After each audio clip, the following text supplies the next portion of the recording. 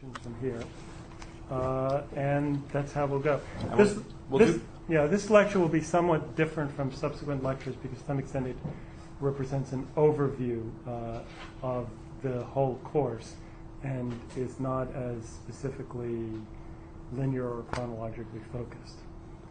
And so we'll do about 15 to 20 minutes of questions such that the live stream people can get in, immediate sort of questions, then we'll have a break and it'll just be us in the room. We'll turn off the live stream and they'll talk in Chicago and we'll talk here. Cool. Any questions? You're doing it live in Chicago? Yes. Okay. All right. Ready? Well, first of all, before I begin, by the way, everybody, happy Bloomsday. So why Trotsky and Trotskyism? Can everyone hear me? Check that out. It's good. Okay, so I must begin by warning you that there's an element of false advertising in this series of lectures. This is not actually a course on Trotsky and Trotskyism, which seemed to have been promised to you, but rather a course on the significance of Trotsky and Trotskyism for Platypus. That is to say, it's ultimately a course on Platypus, through the medium of an historical reflection on Trotsky and Trotskyism. To a large extent, this is what all Platypus reading groups do. The point of studying radical bourgeois philosophy was not to understand Rousseau or Kant per se, but rather their significance for the emergence of the category of the left. In general, however, Platypus has not directly reflected on itself and its own genealogies, but rather indirectly recognized its own necessity in what we have called the death of the left. In one sense, the study of Trotsky and Trotskyism will of course be familiar territory, but in another respect, this course represents a departure, an experiment in uncharted territory for Platypus. This is not because we have not dealt with the topic of Trotsky and Trotskyism, since we certainly have, but rather because this is a course on the problem of Trotsky, and even more crucially, Trotskyism, specifically for Platypus. This first lecture, in particular, may be frustrating to many of you. I will mostly be talking around the subject, assuming a familiarity with it, even a rather sophisticated familiarity, when it would seem that I should be beginning at the beginning with the birth of my hero and progressing forward in a logical manner. Theoretically, this lecture is about the period 1879 to 1905, but it is, of course, about no such thing. First of all, there's really not much to say about Trotsky before 1905. He was a child, then a boy, then a talented young man. He had the usual human experiences: parents, school, first love, imprisonment in Siberia, etc. Along the way, he became politicized and discovered Marxism. But even here, there was nothing unusual. He was just a smart young Marxist, like most of you, albeit in a much better period to be a Marxist. I will, in a later lecture, return to this in a somewhat less dismissive way. I mean, he was, after all, in his early 20s, a major leader of Russian social democracy. So he was a, significant figure. But from an intellectual, theoretical perspective, we don't really have to deal. And he wrote some quite charming things in the period before 1905. But for now, I have nothing more to say about it. If you're curious, you can read Trotsky for Beginners, or much better yet, the Deutscher. I could, of course, have begun by describing the background of late 19th century Marxism and the Second International, but this was, I concluded, to take too much for granted, though again, in a later lecture, I will revisit precisely this point. So who then is my assumed audience for this course of lectures? I'm assuming that you are members of Platypus, or at least contacts who are generally sympathetic to it. I'm assuming that you have at least a minimal familiarity with the basic categories and thought figures of Platypus, and that at least through Platypus, if not anywhere else, you've been exposed to some basic facts about the history of the left and thus of humanity over the last few hundred years. I'm also assuming that you're probably young, under 30, although whether that makes you more trustworthy or even more open-minded than the rest of us is questionable. I'm thus assuming that unlike Chris Cutrone and myself, you do not directly remember the world before the Berlin Wall came down, and perhaps you were not even born then. If you do not fit this profile, of course, do not just get up and leave, stick around. I've only used it to frame for myself a voice appropriate to the occasion, just as Henry Adams in Mont Saint-Michel and Chade imagines the reader as his niece. You are all then my collective niece. But this is appropriate since I have already been told many times by James Vaughan that my role in Platypus is that of the crazy uncle. To begin with, some thought figures familiar from previous Platypus pedagogy will need to be pushed to the side. This may at times seem like counter-pedagogy to you, but you will simply have to accept my word that it is not. Therefore, if in the Gospel according to Catrone says one thing, and the Gospel according to Rubin says another about Jesus, Trotsky, you'll have to accept that they actually do not conflict, and that you are wrong. And that sounds like a joke, but it's not. For example, you have probably been exposed to the idea of Trotsky as the last man standing of the Second International Radicals, i.e. Trotsky as the survivor of a pantheon of radicals, including particularly Lenin and Luxemburg. Well, this is perfectly true. It is not, in fact, the point that I want to make. On the contrary, it is Trotsky of the Fourth, not the Second and Third Internationals that I want to focus on. The Trotsky of futility, because this futility poses the problem of our own futility more acutely than the heroically successful Trotsky. Indeed, of the four internationals, I would go so far as to claim that it is the first and fourth, both miserable failures, that make the deepest claims on our theoretical understanding of Marxism. The first because of the struggle between Marxism and anarchism, which is obviously a significant issue today. And the fourth because it raises the possibility that even the best political leadership may be unable to cope with the hurricane's strength, gales blowing from history, or what Benjamin, in his book Über den Begriff der Geschichte, Thesis on the Philosophy of History, says, Ein Sturm weht vom Paradies her. A storm is blowing from paradise. Our attention is naturally focused, however, on the vastly more successful Second and Third International, which of course seem truly tragic failures with obvious, immediate, massive world historical consequences. By contrast, the First and Fourth Internationals were failures which were only registered by the left, by a rather small segment, really, of the left. Trotskyism begins as tragedy and ends as farce, but let us not be too dismissive of the farce. We can learn from it too. In the first lecture, then, which is a kind of prolegomena ad Trotskyam, that is, before I enter the historical narrative proper, I want to outline the case for the centrality of Trotsky and Trotskyism to Platypus. Chris Catrone has said that the three central figures for Platypus are Marx, Lenin, and Adorno. Am I then contradicting this canonical perspective by emphasizing the centrality of Trotsky? No. For the nature of Trotsky's centrality is quite different from that of the other three. One might express it by saying that Trotsky is the author we read who poses the greatest difficulty for us, and this for extra-textual reasons.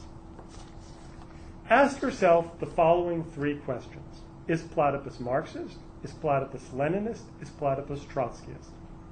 Without playing overly clever language games, the answer to the first question is yes, we are Marxists, however difficult and obscure the object Marxism has become. The answer to the second question is yes, but here one must add a complicated caveat about Leninist being used in a Pickwickian sense proper to Platypus. The way Platypus uses Leninist is different from the way the Sparks or the IBT use the term. Whether it is similar at all to the way the CPGB uses it, or whether that use is historically justified, would require a long digression that I'm not going to get into here. The answer to the third question is, however, clear. No, Platypus is not Trotskyist.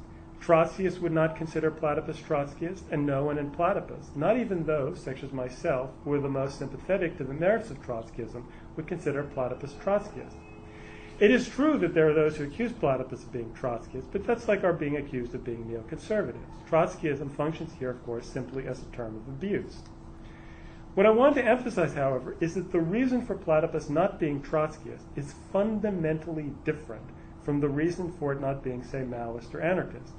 It is precisely the gulf that separates us from Trotskyism, specifically what I will call orthodox Trotskyism, i.e. Spartacism and its offshoots, not the left social democratic mulch, occasionally claiming the Trotskyist mantle of the ISO et al., that is of such profound importance.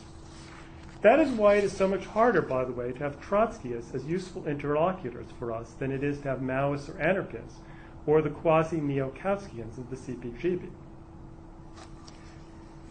Specifically, Platypus is the heir to three failures in the history of Marxism, three crises which raise deep questions about the nature of Marxism.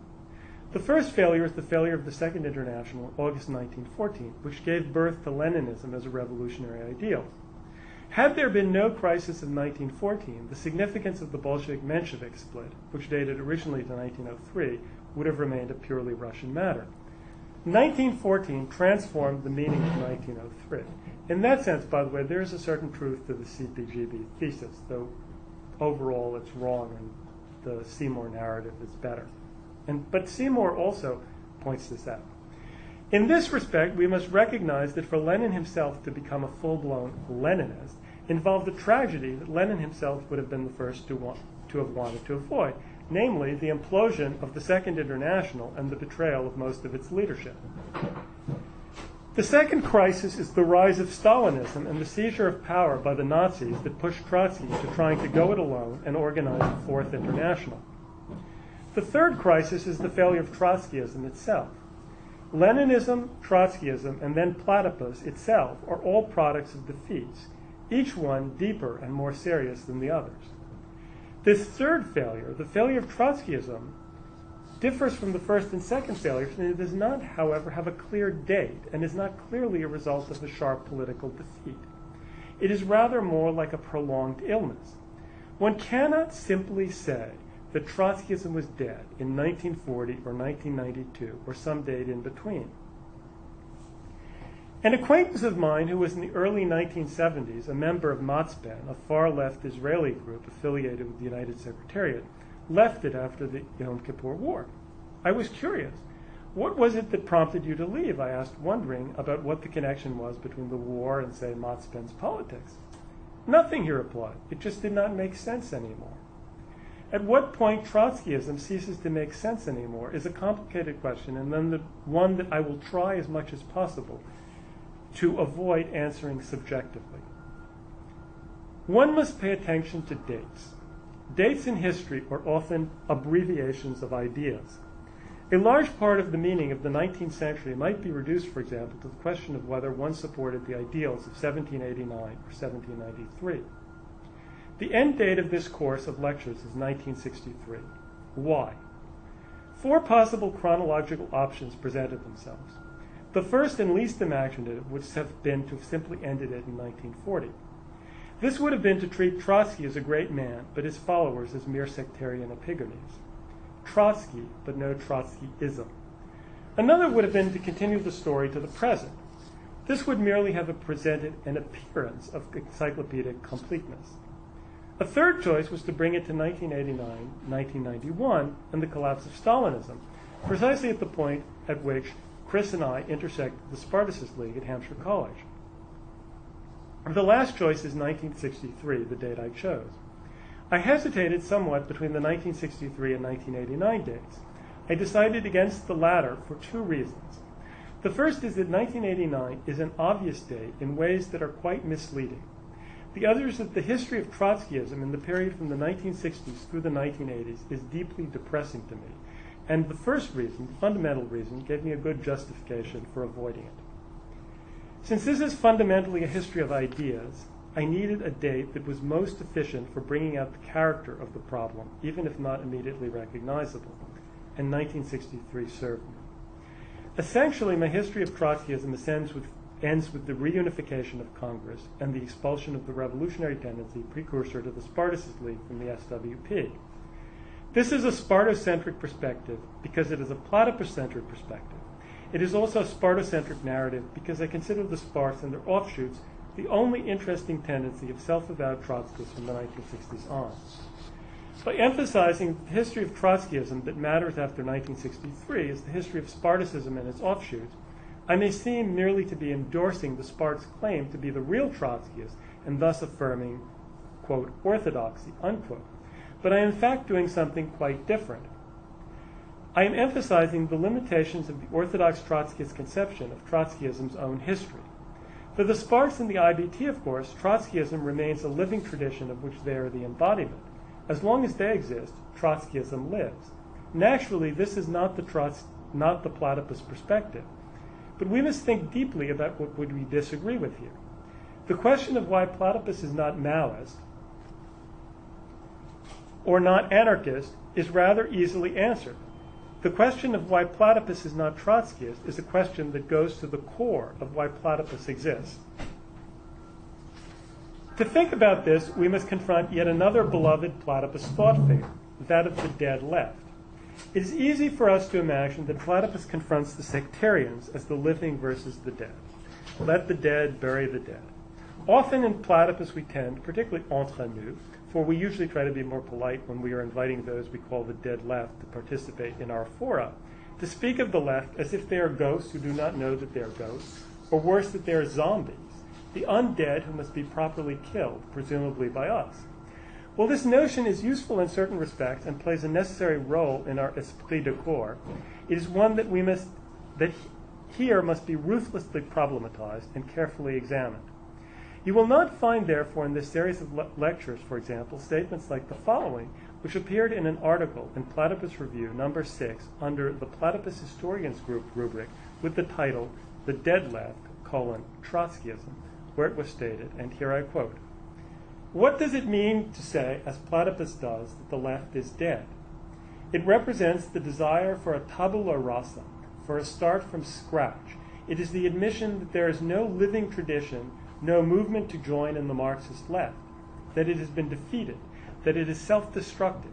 It means that the Maoisms and Trotskyisms that today stumble around like zombies, in the form of tiny sectarian groups, have either given themselves to dishonestly cheerleading for the Green and Democratic parties, or simply have become antiquarian societies reciting old revolutionary pieties with the mechanical enthusiasm of Hare Krishna monks. While at the same time, the radicals and anarchists that prescribe dropping out of society by building alternative communities outside of capitalism have rationalized their powerlessness into a lifestyle that poses as politics.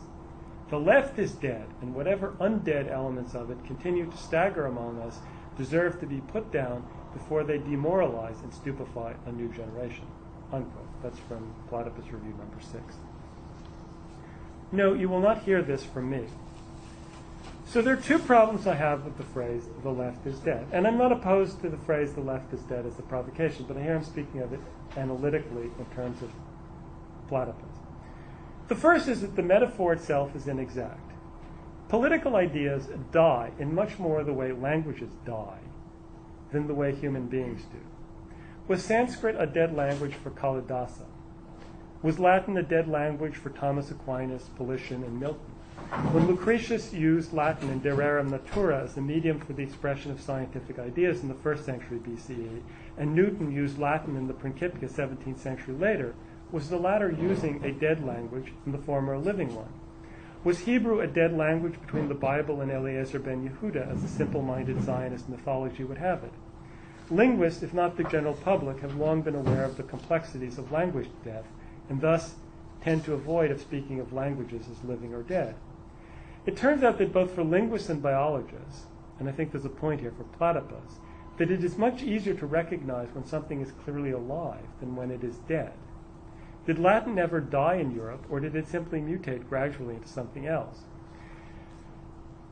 When William S. Burroughs famously described language as a virus from outer space, he pointed perhaps unwittingly to the dual character of languages and viruses as inhabiting a realm of both the living and the dead. The left, one might say, nowadays has gone viral. It is dead in a certain sense, but by means of a parasitic relationship with what it is living, it continues to reproduce itself, rather like capital itself. More than a group of ghostbusters or a posse for hunting down zombies, Platypus then resembles a society for the study of intellectual viruses. Or perhaps alternatively, we are enthusiasts who want to revive a supposedly dead language, Marxism. But yet another problem with the metaphor of the death of the left is that if it is in many ways an inexact metaphor, in other ways it is a too exact one. I have only realized recently in my own life how much the dead, the actual human dead, who take up an ever-increasing portion of our souls as we get older, could be so much like phantom limbs. They are not there, but it is impossible to believe in their absence. Strange as it sounds, but I know it from my own experience, it is possible to continue to dread the death of someone even though it has already occurred. Thus the phrase "the death of the left" poses two problems. The first is, what it would mean to say that the left is dead? How does one define death here? But the second question is whether or not this death could ever be real to us. Here, if we return to the analogy of the phantom limbs, Platypus is perhaps the painful awareness of a body part that no longer exists, an itch, say, on an arm or leg that is not there to be scratched. But does the itch disappear if we realize that it is itch in empty space? It is my thesis, and this course of lectures is an experiment designed to justify this intuitive insight, that the historical, although not necessarily the philosophical aspect of this problem, is best approached through a study of Trotskyism.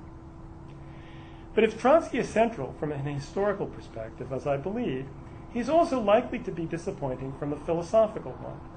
There is nothing in Trotsky to compare to the subtleties of Lukács in history and class consciousness. There is no philosophy of history in him beyond his deep but taken for granted Marxism itself. There's a wonderful vividness in much of his writing, but one does not struggle with its depth as with Adorno.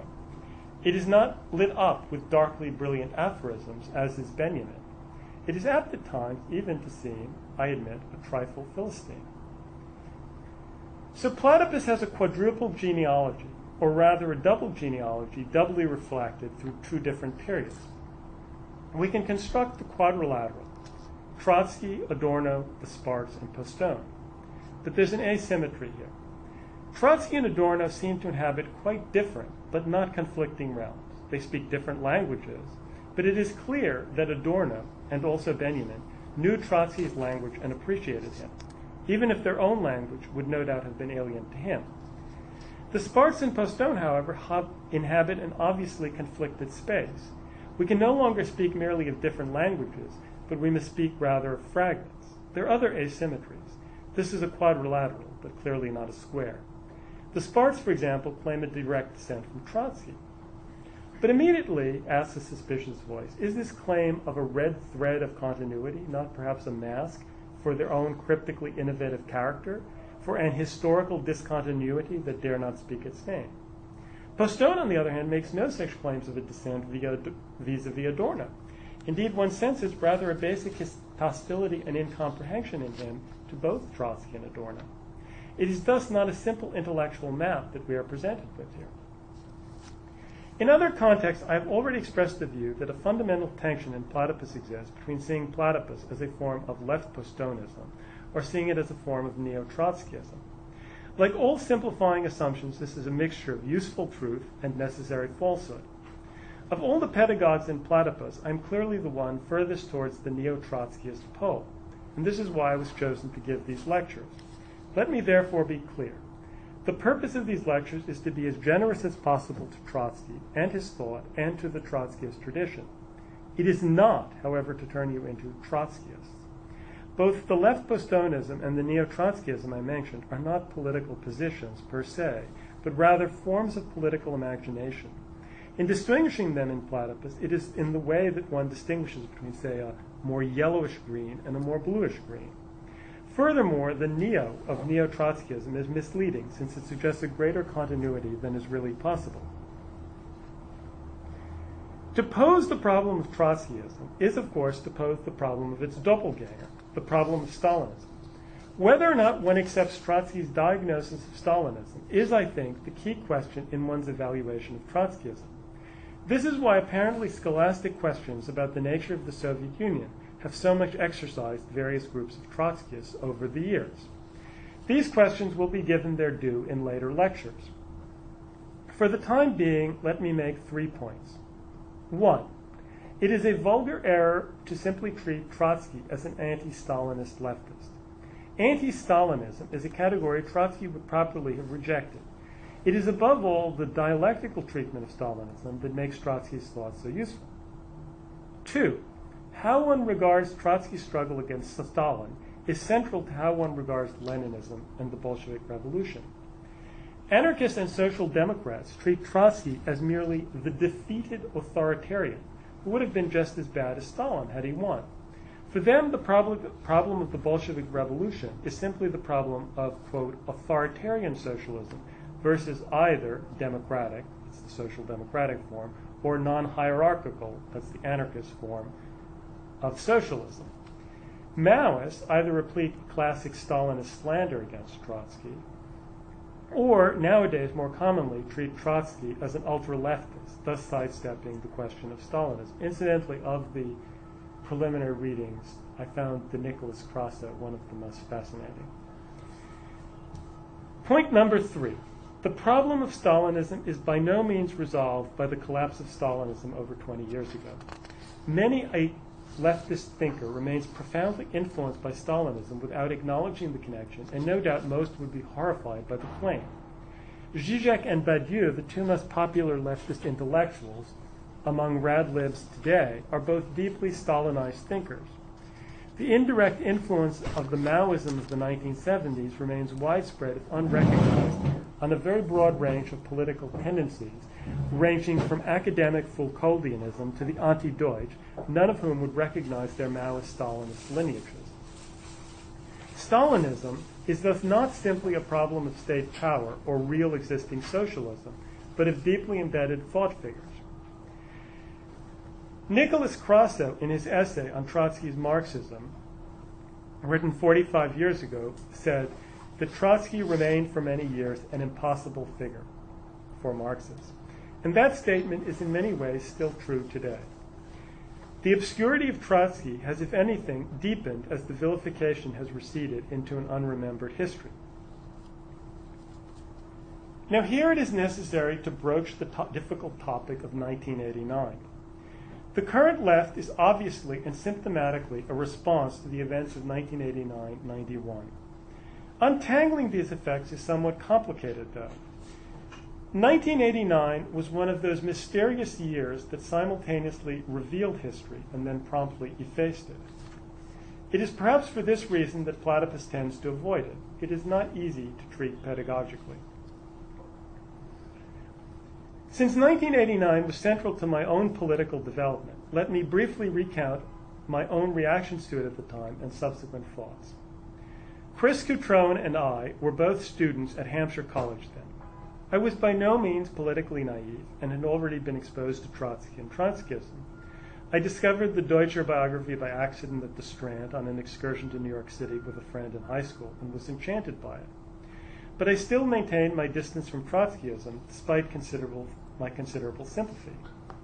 I would in retrospect characterize my political attitude as a critical new leftism. Unlike Chris, who came from a working class background, I came from an economically privileged one. We were 1%ers, and I'd grown up on a large house in Greenwich, Connecticut on Long Island Sound. As a white heterosexual male from an economically privileged background, I maintained an appropriate degree of political guilt towards women, working class people, sexual minorities, and anyone with dark skin, which was, of course, reinforced by the PC education I was receiving at Hampshire College. I should add, by the way, that my parents were liberal Democrats, and slipping from the conventional mid-century liberalism of my parents into the late 20th century PC sensibility of Hampshire College was quite easy, although I was already having odd moments of doubt when I wondered if perhaps the PC culture of Hampshire was not perhaps more authoritarian and less liberal than the mental universe of my parents, the products of the 1950s pre-New Left liberalism. The one category which was somewhat ambivalent in this politics of privilege and rejection of privilege was Jewishness. On the one hand, Jews had historically been victims and outsiders, but the creation of the State of Israel in 1948 seemed to have reversed their role and turned them into an oppressor people. And while there was certainly anti-Semitism in Greenwich, to which I was hypersensitive, the situation of American Jews in the 1980s was obviously radically different from that of the Shtetl or interwar Poland or Weimar Germany. I was, I should add, active also in Palestine solidarity activities, although here too my critical attitude put me at odds with most of my comrades, since I found myself critical not only of Zionism, but also of Palestinian and Arab nationalist ideology, even in left guise. In those days, by the way, the period of the First Intifada, Palestine had not yet become the cause of rad-lib activists, and Palestinians were seen as only one among many oppressed Third World peoples. They were not yet seen, as often seems to be the case today, as the archetype of a suffering humanity. But I want to emphasize that I had even then a critical attitude towards the more mindless manifestations of PC-ness, a term that was just beginning to be used. that were all around me, and considerable sympathy for an awareness of more traditional Marxist politics, specifically Trotskyism. Social democracy already seemed to me, and had for quite a while, what John Dos Passos called it in 1932 when explaining why he wouldn't vote for Norman Thomas, near beer. Actually, nowadays it seems more like non-alcoholic beer. The revival of anarchism had not then fully reared its ugly head, and I had never, of course, had any illusions in Stalinism, including its various third worldist forms. So what then held me back from Trotskyism? The answer is simple: the Soviet Union. I was not fully convinced by Trotskyism's analysis of the Soviet Union, and it was paradoxically the disintegration of Stalinism that made it clear to me that Trotsky had been correct. This was a very unusual response. And when I later explained it to my friend David Weiss, who had become a Trotskyist in 1932 under fantastically different circumstances and political pressures, he furrowed his brow in disbelief, saying, "You are a strange one." The question that haunts me about 1989-91 is why so few people took the path that Chris and I did. Why were we so strange? At the time, my reaction seemed quite obvious to me. When I think about most of the left's reaction to 1989, I'm reminded of an artsy Japanese porn movie I once saw. The movie involved the usual sex acts performed without any dialogue. What is striking is the setting for these acts, a crowded commuter train. One's attention is drawn away from the principals towards the bystanders. Why do they not react? Sir, are you not in the slightest curious, one wants to scream, about the fact that a middle-aged man is sodomizing a schoolgirl in front of you? Is this such a common event on Japanese commuter trains that it does not make you want to put down your newspaper for a moment? Well, my reaction to the left around the collapse of Stalinism and the fall of the Soviet Union was about the same. Surely this was a big deal, the first world historical event in my lifetime. But no, at best, silly banalities. People didn't want to put down the newspaper. Stalinists tried to ignore it, and everyone else, the anti-Stalinist, that problematic category again, piously claimed that, of course, the Soviet Union was not really socialist anyway, as if saying that the USSR was not really socialist solved the problem. Only the Spartacist League seemed to be reacting to it in an appropriate manner, and that greatly impressed me. Subsequently, I've come to see problems with their analysis, but at least in their orthodoxy, they tried to make sense of the present. The problem that became clear as the years passed was that if 1989 to 91 had been for me a revelatory moment, and perhaps could have been for others, as time passed, the character of this revelation became steadily less clear and the significance of the moment harder to discern. The Sparts continued on course, but having been unable to budge history at the crucial moment, they became steadily more mechanical. For all of us, historical time had become different, but we were unable to register the change adequately. The same historical moment that had revealed to me the truth of Trotskyism also seemed to have revealed its futility. So in thinking about the history of Trotskyism, I found it useful to divide it into 5 historical periods. The first 2 are those of Trotskyism under Trotsky's leadership, which is in turn divided into first that of Trotskyism in the Soviet Union, and then Trotskyism outside of the Soviet Union. This corresponds to the 4th and 5th lectures in this series. I will call these periods early Trotskyism, or the classical period. Then comes the breakup of Trotskyism into a series of Trotskyisms after 1940. In the 6th and 7th lectures, we will carry the story down to the birth of the Spartacist League. I will call this period, for want of a better term, Middle Trotskyism. The period after this course ends, I will refer to, with apologies to Ernest Mandel, as Late Trotskyism. The late period ought, however, to be subdivided into 2, before and after the fall of the Soviet Union. Trotskyism is, like its founder, so bound up with the fate of the Soviet Union that a post-Soviet Trotskyism, while still possible, must necessarily have a different character from what went before, and the test of its loyalty to Trotsky's own intellectual honesty will be the way any such Trotskyism is capable of recognizing this difference in itself. The central weakness of the Sparts nowadays, in my view, is that they do not seem to have recognized this, but instead feel that they can just press on regardless. Space for asking questions has vanished. So has any feeling for the particularity of the present. In brief, I would offer the following schematic for the history of Trotskyism in terms of crises. Trotskyism was born in the dual crisis of the rise of Stalinism and the catastrophe of the Nazi seizure of power, which forced Trotsky to consider the Comintern bankrupt. It subsequently experienced three disorganizing historical moments. The first was Trotsky's assassination, which deprived it of its greatest theoretician. None of Trotsky's followers could even come close to him in stature. But even more significant was the Second World War, which in crucial ways differed from the First World War and did not fulfill Trotsky's expectations.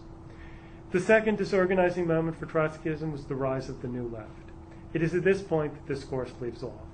The last and most recent is the fall of Stalinism, which raises the question of how Trotskyism can maintain the memory of the Bolshevik Revolution in any programmatic form.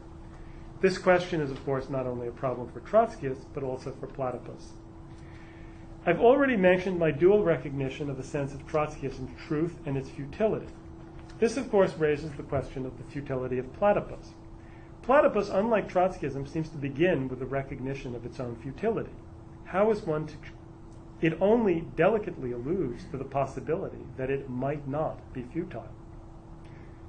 How is one to conceive this might not? Platypus describes itself as a pre-political project, unlike Trotskyism, which saw, and in its dwindling band of survivors, still sees itself as the continuation of the classical political project of Marxism. But if Platypus is pre-political, it is also post-political. It comes after a great number of political projects which it cannot ignore as its own predecessors and go ahead and simply promote Marxism, as some of us think we would like it to do. One of these political projects centrally for the 20th century must be considered Trotskyism. If then Platypus were to be in a position to go from being pre-political to political, would this mean that the conditions for a revival of Trotskyism had been recreated? Or, on the contrary, does Platypus mean that Trotskyism has been theoretically bypassed? Was Trotskyism theoretically adequate to its own moment, despite its political failure, or was Trotskyism ab initio theoretically lacking some crucial insight? It is these difficult questions that made the three-way conversation between the IBT, CPGB, and Platypus the high point of this year's convention for me. In my next lecture, I will speak, not as I have today, around the subject and begin to tell you a straightforward story. This lecture, I admit, has been, as Henry James once described Tolstoy's novels, a bit of a baggy monster. Not all stories, however, can simply begin at the beginning and proceed towards their end. The goal of this lecture has been to give you a Pisgah sight of Palestine before in the next 6 we deal with the dirty business of the actual fighting with the Canaanites. Any questions? Yeah. Why is Postone hostile to Adorno's? People, I don't know whether he's hostile. I have a sense that he is not deeply sympathetic. But people who are more connected to Postone could probably answer that question. Of that 4 and that quadrilateral, the one I'm most distant from is Postone. I'm just asking what's at stake in this Can I say one thing? Can you just repeat the questions so Oh, that people can hear them, so that they know? I don't know if they can hear. The question was, what's at stake about Postone and Adorno? I'm not sure that anything is at stake, at least not for Platypus. There might be something at stake for Postone, but I think that what Platypus would get from Postone and what it gets from Adorno are not in any way. I mean, the conflict between, say, Postone and the Spartacist League would be much more blatant. I would say that probably the central point of disagreement is what they take as their sort of reference point for politics. Adorno clearly saw the sort of political opportunity, the political experience or moment of his time as being 1917, and the aftermath, its consequences. That fundamentally reshaped possibilities for radical transformation. For Postone, it was 68. Clearly, again, both figures were critical. Adorno was critical of certain aspects of 1917 and most of the German context, but Postone critical of certain aspects of 1968, but still fundamentally those are their sort of touchstones.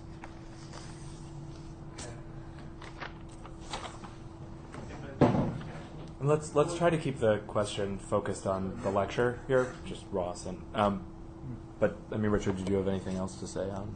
Yeah, no, I think that's right. I mean, I think that Adorno is actually that the other figures outside of Postone are much more connected to 1917. I mean, I think that they're much more critical of the 60s and it's than Postone. Postone is the element of that quadrilateral I'm least familiar with and least sympathetic to.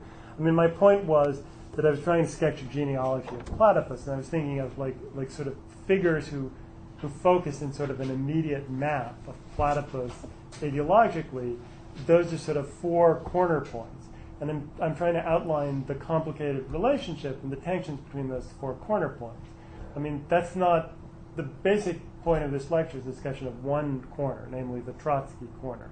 I understand. I just heard you say it in your lecture. You're saying the space for asking questions has vanished, so has the particularity of the present. But you're just giving me like numbers, you know. And I want to know what's at stake in the disagreement between Postone's thinking and Adorno. Because I studied Postone briefly in a seminar. You know, I just want to know what's at stake in the disagreement.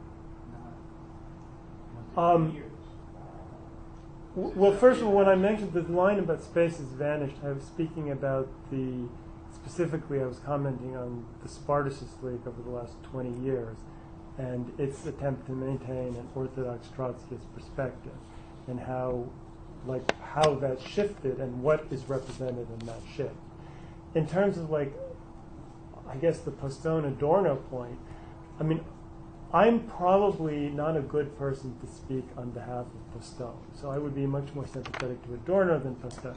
I think a large part of that focus is, as Ross said, it's about 1968 versus 1917. Also, I'm not sure that what does that mean? Well, the political legacy of the New Left in the 60s versus the political legacy of the Bolshevik Revolution, and how one interprets the history of the left. So Postone is basically, in many ways, hostile to the Bolshevik Revolution. But I think that that point, while it might be interesting to a discussion of Postone, is not particularly relevant to the question of today, which is the relationship of Platypus to Trotsky and Trotskyism, which is what I was trying to outline. Ross, it's a good point. Because there are a lot of people on here, Yeah, that's what I'm saying. let's keep it to the let's save the question. rest of that for the discussion off the. I mean, I'd be happy to That'd be talk really about cool. I learned a lot, by the way. Yeah. That'd be really Yeah, Lisa, Chris you is had a saying, question? Yes. So one of the things you brought up shortly after I walked in was about an analogy between a sort of collective and individual mourning. I mean, there's a kind of, you didn't particularly say mourning, but that was my association when you said, you basically talked about how one who has died is still alive. I mean, which has to do. I mean, it's sort of a. I mean, it's the underlying reference seems to me to be to Freud's mourning and melancholy. I don't know whether you would say well, that. I guess Yeah. that's an analogy. I was actually thinking of my own experience, but that's Yeah. fine. Yes, that's true. I mean, what I'm talking about in a political context is the fact that there's a way in which Marxism, Chris is making comments here, functions as a phantom. I mean, you see, the fact that the left is dead is there's a kind of paradox in that, because even if one says the left is dead, we can still continue in some ways to act as though it's alive. We still sort of feel it's present. There's a way in which one can't get used to, in some way, the notion of there's no left. And that aspect of it, that sense of what it would mean to make it real, is another problem for us. That sense of one goes on as though it's there, Right. even if it's not. So one says, well, it's not there, but it is there. It's the duality. Yeah, I mean, I'm kind of wondering. I guess I think that the Platypus slogan, the left is dead, long live the left, acknowledges. I mean, the zombie and even the virus metaphor, because viruses don't die; they're sort of neutralized. There's not a virus is not living. Okay, right? Chris is asking, what is the relationship between the left being dead and Trotskyism being dead? Okay. Okay, well, I think that in terms of like an understanding of what the meaning of politics would be in terms of the revived left, that the experience of Trotskyism is a central bridge to the history of the early 20th century. And the fact that Trotskyism seems to have a farcical quality doesn't make it less of a meaning. That, in other words, I found it interesting that in the readings, that two of the readings we had were labeled Trotsky's Marxism. And so it's as though, like, the problem of what is the relationship between Trotsky and Trotskyism to Marxism is foregrounded. Now, Trotskyists, of course, would say Trotskyism is Marxism. It is just Marxism. It is the only valid continuation of the historical project of Marxism, which, of course, is a sectarian point of view. And there's a way in which talking about the relationship between Trotsky and Marxism, precisely because of the survival of Trotskyism as a political form, is actually more difficult for Platypus to engage with, I would say, than any other figure that we deal with. Okay?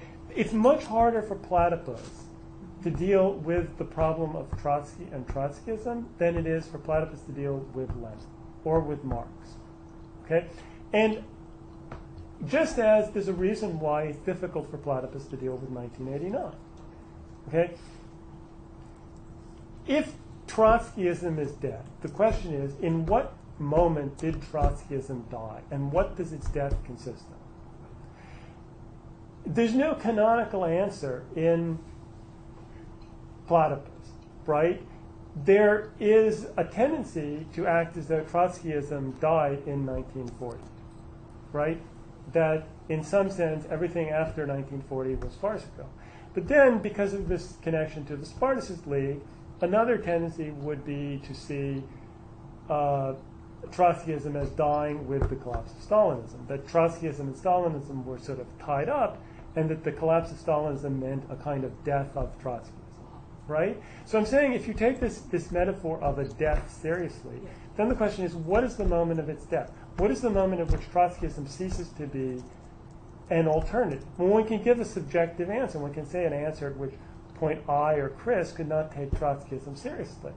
But then the question is, why we collectively? What is our collective justification for that? Because objectively, if you think, like, well, was the Spartacist League in 1991 or 1992 like something radically different from what it is today? And it wasn't the Spartacist League wasn't different. I mean, the only meaning one could give to that would be some sort of extra historical context or a personal subjective one. And I do think, incidentally, there's a way in which 1989 is the necessary prelude for a kind of process that leads to Platypus. Because I think that as long as Stalinism exists, certain political questions were frozen. I mean, I've said that I considered Trotskyism validated intellectually by the collapse of Stalinism. I think that many points that had been unclear and that Trotsky was wrong about in a certain narrow sense were justified. But at the same time, one has to ask, well, as a political project, what does that say about Trotskyism, both since 1989 or 91 and in the period from 1940 to 1991? I mean, and this goes back to the question of how Platypus can think of itself as a pre-political project. We can think of ourselves, and that's true. We're a pre-political project. We don't immediately have to ask what position are we taking or would we take. But the logic of Platypus as a project is at some point to think that there is some political project that in which Marxism would make sense. And the most serious attempt that I can see in the 20th century to continue Marxism as a political project is Trotskyism. And it's also a problem And it's of fundamental importance because it gets tied to the question of Leninism. I found that one of all the preliminary writings, the one that struck me most is the Nicolas Krasso. I don't know if people read it, which is a Stalinist attack, sophisticated Stalinist attack. I mean, it's not, maybe I wouldn't call him so, on Trotsky and Trotskyism. And one of the things he does is he says the comparison's always been Stalin-Trotsky. We should compare Trotsky to Lenin. Now, of course, if you compare Trotsky to Lenin, what you say, clearly Lenin is the most important Marxist of the 20th century. Like clearly, in one sense, we use the Troika, Marx, Lenin, Adorno. Lenin is more important than Trotsky. Trotsky would say that right off the bat. Trotsky and Trotskyism are dependent upon Leninism and the Bolshevik Revolution, whatever differences they had for about 13 years, from 1904 to 1917 or whatever. That's the only sense in which Trotskyism would make sense. The problem is that what the focus on Lenin does not confront, and what I think is the central problem that Trotskyism confronts, is the question of Stalinism. The central question about the Bolshevik Revolution for us has to be, well, how do we think about Stalinism? How do we think about the fact that the Bolshevik Revolution ended up with the Gulag? Right. Yeah. Okay, So is Lisa, there are a lot more questions, Sure. so Okay. let's keep moving. I wanted to say Please wait, though, Okay, because there are people in line. so let me say unfortunately, something. list. So let me say something. So there are a variety of answers to that question. Okay. Almost all of them are anti-Bolshevik. They're anti-Leninists. They are basically, the problem with Bolshevism was that it represented an authoritarian form of Marxism. Right? And the other answers, I think, are not really serious. So I think that the only way that one can defend the Bolshevik Revolution is to take Trotsky's analysis of Stalinism seriously. Because I think if one rejects Trotsky's analysis of Stalinism, one ends up basically with anarchist, social democratic, etc., criticisms of the Bolshevik Revolution, which are essentially anti-Bolshevik criticisms from the right. And that in turn, particularly nowadays, I think raises fundamental questions about the whole trajectory of Marxism. Okay, I'm in line next. If other people want to get in line, I'm keeping a list, so please let me know. And there are some other people on here. I got you, Ross.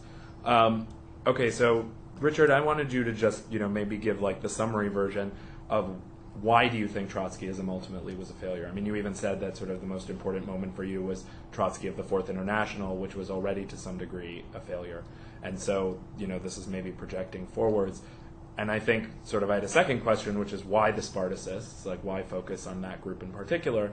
And I have a sense that the two are actually related for you because you think that, the Spartacists were the rightist failure or the most interesting failure. That's right. But that is my question. Well, okay, first of all, Trotskyism, I mean, in a political sense, Trotskyism was a non-starter from the get-go. I mean, in no country, in no part of the world, in its history from 1928 on, did Trotskyism have a significant influence on history. So from that sense, if that's your definition of success, then Trotskyism was obviously a failure. That's why I said the Fourth and First Internationals were obvious failures, unlike the Second and Third, which have world historical consequences. Why was Trotskyism a failure? Well, I mean, one answer is, well, obviously there weren't ever enough Trotskyists, for one thing. Trotskyism was just a very small, esoteric phenomenon that remains of great intellectual interest, but can't claim to have had political significance. So it's about how one understands the 20th century. I mean, and so that goes to the question of why did it remain a small phenomenon? And the answer is, I don't know. I don't know at a deep sense. I can give all sorts of conjunctural reasons, but it goes to the question of, like, why has Marxism failed? I mean, seems like a good idea to me. Seems to me that it would have seemed like a good idea to a lot of people. I mean, it's not only Trotskyism that's failed, it's part of the general question about the failure of Marxism. And that's why I think it's a very deep question. You know, when I'm putting things forward, and when I was preparing this lecture, I remembered this anecdote about Feynman. And Feynman, someone asked if he could prepare an elementary lecture on, I think it was quantum spin and the difference between fermions and bosons or something like that. He took a few days and he came back. And he said, no, it can't be done. I could do a graduate level lecture on it, but I can't do an elementary lecture. And he said, and that means we don't really understand it. So there are a lot of things in Platypus we just have to say we don't really understand. And I am attracted to this topic of Trotsky and Trotskyism because I consider it part of what is most difficult about Platypus and what is most difficult about Marxism. And I admit, obviously, to a subjective emotional sympathy for Trotskyism. Now, on the question of the Spartacist League, that's actually a fairly easy question to answer. Why are the Spartacists interesting? Basically, they're interesting because what really happened in the 60s is that Trotskyism, for the most part, and the Sparts were the great exception, succumbed to the New Left. It just got permeated by New Leftism, and it remained Trotskyism more a name than in any real character. Now, so I want to distinguish, therefore, between the middle and late Trotskyism. I actually find the Trotskyism of the period of the 40s, 50s, maybe through the early 60s, actually interesting. And I find it interesting because after Trotsky died, and with the disorientation of the Second World War, Trotskyists were faced with situations which they really did not know how to deal with, and they floundered around. But I find that earlier period of floundering intellectually interesting. I find the period from the 60s, 70s, etc. on not interesting intellectually. The only interesting part of it is the Sparts who reacted against the New Left, and although they absorbed elements. And it's the reacting against the New Left that makes, or distancing oneself, or being critical towards many of the aspects of the 60s that makes the Sparts interesting. Okay, we have an online question from Chris here. We're going to go till 3:30 with the questions answers, then take a break. So the question from Chris Catrone is he wanted you to sort of, I guess, speak more on or clarify. You offered sort of various ways of defining Trotskyism and your dissatisfactions with those, including anti-Stalinism, orthodoxy, internationalism. Can you go through sort of in your own head like what you think are the key ways people have of understanding what this thing called Trotskyism is and your sense of the inadequacy or adequacy? Well, I wasn't really trying to define Trotskyism, and that actually would pose a problem because, like, later on, when we'll have to confront Trotskyisms, each of which would say that the other was not really Trotskyist. So I'm not particularly interested in defining Trotskyism. I'm more or less taking it for granted that people who call themselves Trotskyists were in some sense Trotskyists, although a lot of them I'm not interested in and I'm willing on my own to dismiss as sort of left social democrats or new leftists wearing a Trotskyist mantle. The question about orthodoxy, I was basically using orthodoxy as a synonym for Spartacism and offshoots of Spartacism. So I'm counting like the Sparts, the IBT, the Internationalist group, distinguishing them from, say, the ISO or the British SWP, which clearly have a different lineage, which clearly present different intellectual problems. That actually seems to be a fairly common usage. Again, people use it in different ways, and of course, any given Trotskyist group is going to claim it is the only orthodox Trotskyist group in the universe. But I thought that was fairly clear. Oh, and the question of internationalism. Internationalism, I think, of course, Trotskyism is internationalist, but I wouldn't say that Trotskyism is necessarily the characteristic of Trotskyism, since in their own ways, social democracy or even Stalinism had internationalist characteristics. So I'm not per se defining Trotskyism as sort of taking it for granted as a category. Trotskyism during the period that Trotsky is alive is fairly easy to define. It's defined by Trotsky and his followers. And in the later period, it's defined by those people who claim some kind of mantle or genealogy from Trotsky. It tends to get harder and harder as one approaches the present, but I think sort of most of the period of the course, it won't be that hard.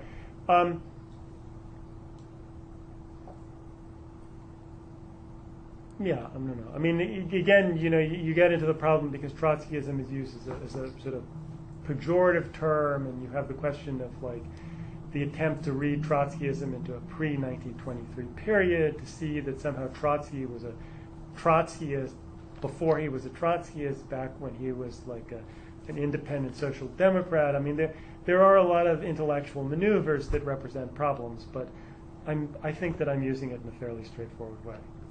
James? Richard, I want to ask you a question that probably is going to be something that is the answer to which is given over the course of the next 6 lectures.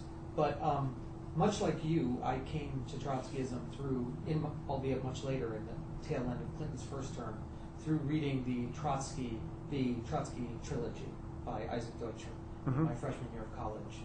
And because I think that's a common experience for a lot of younger people in the English-speaking world, what I wanted to ask you is how and why does Trotsky and early Trotskyism differ as a historical thought figure for you in the way it plays for Deutscher? In other words, how and why is your conceptualization and schematization of Trotsky and Trotskyism differ from Deutscher's? Well, the short answer is that Deutscher thought Trotskyism was a mistake. He thought Trotsky's founding of the Fourth International was a futile sectarian gesture, and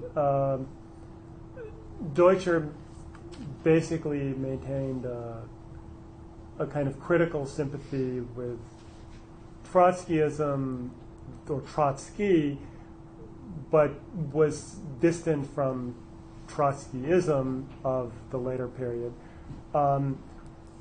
Deutscher tended to have a rather fatalistic attitude towards the victories of Stalinism. He tended to be rather optimistic about the possibilities of a kind of self-reform of Stalinism. So, if anything, one might see Deutscher as representing a Stalinophilic tendency in Trotskyism, a tendency to accept the victory of Stalinism as a fait accompli and try to find some silver lining.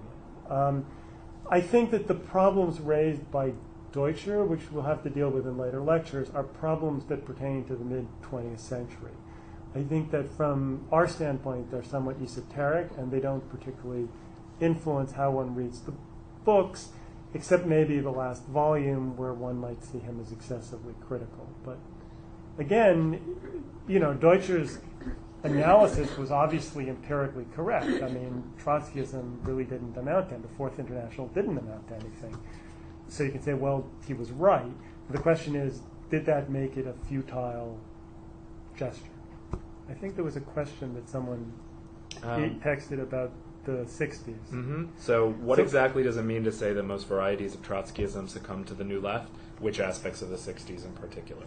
I think this goes back to Sam's question, too. Yeah, well, I mean, if you read like all sorts of like stuff, I mean, again, it's now become a phenomenon that's so naturalized one hardly notices it. But like most, groups that call themselves Trotskyist, you have this like feminist, green, race consciousness. Like there's a kind of naturalization of all the categories of identity politics. There's a naturalization of sort of basically pop front politics in the United States. I mean, the clearest example was with the Socialist Workers' Party. The classic Spartacist diagnosis of the Socialist Workers' Party was that first it became centrist and then reformist. And then it actually became sort of eccentrically Stalinoid. But like whether one, accepts these sort of formulae or not, I mean, it's clear that it changed in character and tone, and that the sort of people and the sensibility changed. That most of what calls itself Trotskyism nowadays is just an attempt to be builders of mass political movements. So, a party like the Socialist Workers' Party in Britain or what the ISO aspires to now, it's left social democracy. You know, by another name. It has really nothing in common but some vague historical lineage with historical Trotskyist politics, or even the post-World War II politics of Tony Cliff that it emerges from. I mean, you know, there's a history there, but it's uninteresting. It's, you know, support anti-austerity, the Palestinians, feminism, green politics, blah, blah, blah. I mean, it's no real difference between it and Die Linke or some sort of Maoist genealogy. It's just part of the mishmash of the left.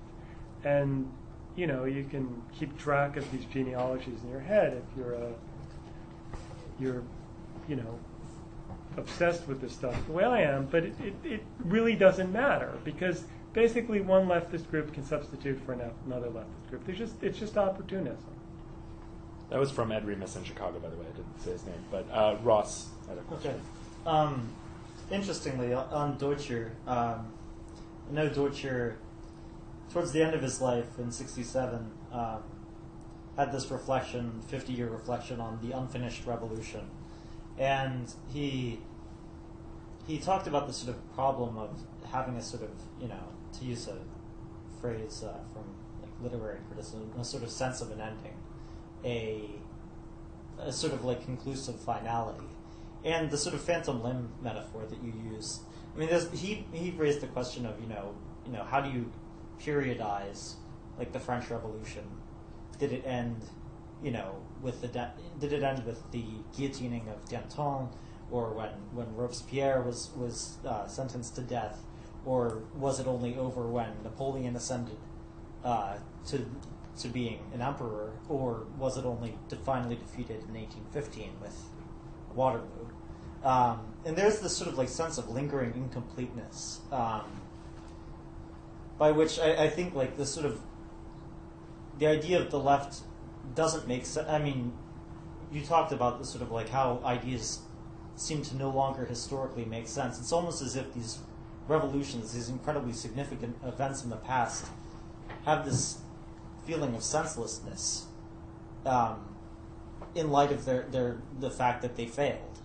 And I wonder, relating back to the first question, the relationship between the death of Trotskyism to the death of the left, how is Trotskyism bound up with these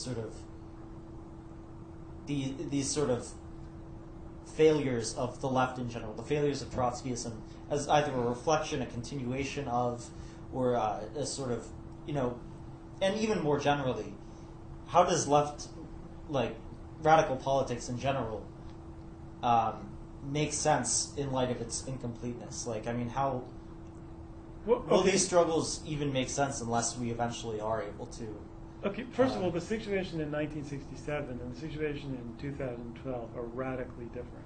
I mean, it's interesting that the last volume of Deutscher's trilogy appeared in 1963, which is the end of this course. So you're talking about a mid-century moment. In 1967, you're talking about near the height of the New Left, the Soviet Union, Maoist China. So how one understood the problem of the Bolshevik Revolution was radically different. The Soviet Union disappeared 20 years ago. I mean, that has to be a fundamental factor in how one thinks about the world. It's not the same whether you're talking about the meaning of the Bolshevik Revolution with the Soviet Union or without.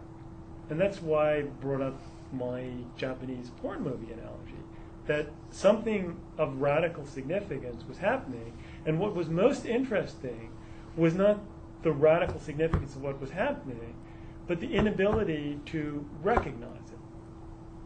Now, one narrative of that is to say, well, the Soviet Union, Stalinism, the significance of it was dead long before that. Okay? And that, I think, functions in some ways as a defense against a problem. Okay, now I see that Chris is saying something about... Well, I think we should... I mean, if you have any closing remarks, I think about we should... Stalinism is deeper problem than Thermidor and Napoleon, which I'm not sure of the content of his comment, but I agree that it's a much deeper problem than the problem of Thermidor and Napoleon. Richard, so do you have any closing Small remarks? Because Bonapartism. I want to close off the live stream otherwise, and we take a break. Well, he also says non-symmetry of bourgeois and socialist revolution. Well, that's also, I agree with that comment, but I'm not sure exactly the context. Anything you want to say before we? No, that's fine. Okay, so we're going to break. Thank you for joining us, Cities Abroad. And we will have a 15-minute break followed by a conversation amongst ourselves. I'm Kircher. So we did discuss the text for today, or So, Sure. you missed the beginning, Jessica. The focus is going to be on Richard's lectures, and then the texts are more optional reading. Oh. So they're on the table, though. So if you want to bring up the text, it's going to be a little less text focused than the usual reading groups. Okay, so 3:45, people will be back, but I know you wanted to talk, so you can start out. And we'll have a more open conversation. Seen on the computer, this is all, yeah. You want to get some Uh-huh. on the computer. Yeah, this little adorable thing. Conversations. Just groups are doing it independently. No, independent. Like Chris will be going to Chicago. Yeah. Yeah, I do. Exactly. And in Philly, they're also doing. or will all be next meeting's going to be here? We're still working out the final room, but probably in this building, yeah. We'll send an email much earlier than today to make sure. Sorry about that. Yeah. Down there, I saw the sign.